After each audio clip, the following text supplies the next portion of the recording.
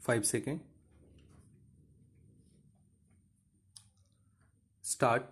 Sir, 40 years ago, when we achieved our independence, it was not the end of our fight but a beginning of a new fight, a fight against poverty and a fight to make freedom a reality for our teeming millions.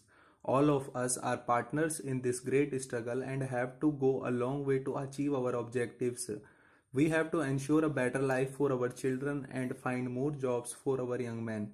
During the last 50 years, we have covered a long journey, a journey not of comforts alone but of many hardships, difficulties, and dangers. But as you know, we are today stronger than ever before. We are more resolute and united, and our democratic institutions have taken deeper roots.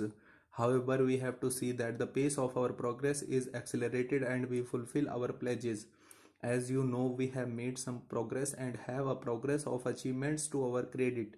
But I regret to say that there are some people in our country who even question these achievements. There is a mighty upsurge in India today, and we all should try to gear ourselves to meet the challenges before us. We should strive for unity and strength to achieve our objectives. Any temporary difficulty or our failure to do things should not lead us to believe that there has been no progress. We do make mistakes sometimes, but these cannot nullify our achievements. While we criticize ourselves for our shortcomings, we should not overlook our many achievements. We have to do some heart searching and decide what the shape of things should be. Almost every year, as you know, we face droughts in some parts of the country and floods in others. But the impact of such tragedies today is not the same as it used to be years ago.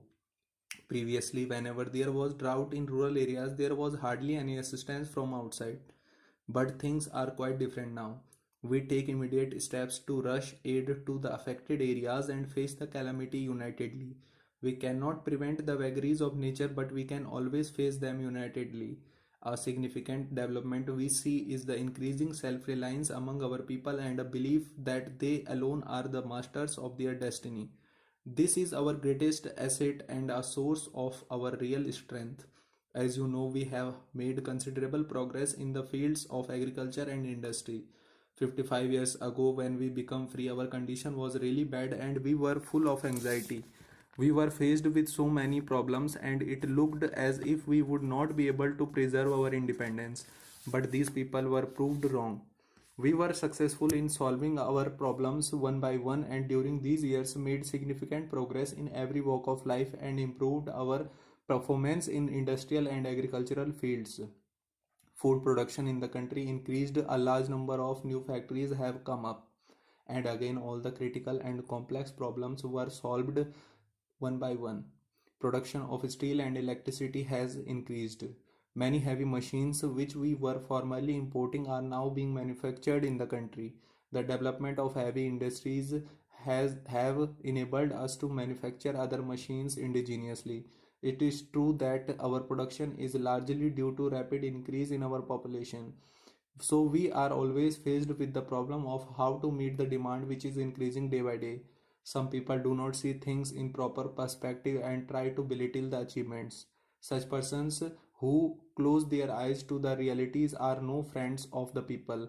I would like to take this opportunity to thank our armed forces for their heroic and courageous deeds. These brave soldiers and officers of our army, navy and air force have made great sacrifices to safeguard freedom of the country which has been attacked 5 times. I firmly believe that the freedom of India will always be safe in their hands. We express our gratitude and sympathies to the families of our brave soldiers and officers who lost their lives in the fighting.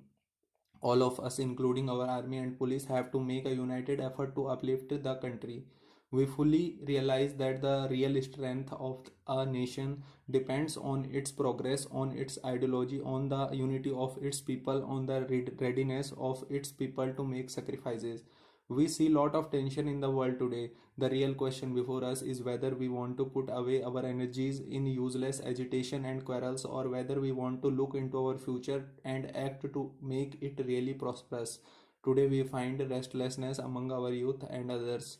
This restlessness is not peculiar to us alone. Youth all over the world want more and more participation in political and social affairs of the country at large. This is a universal phenomenon today.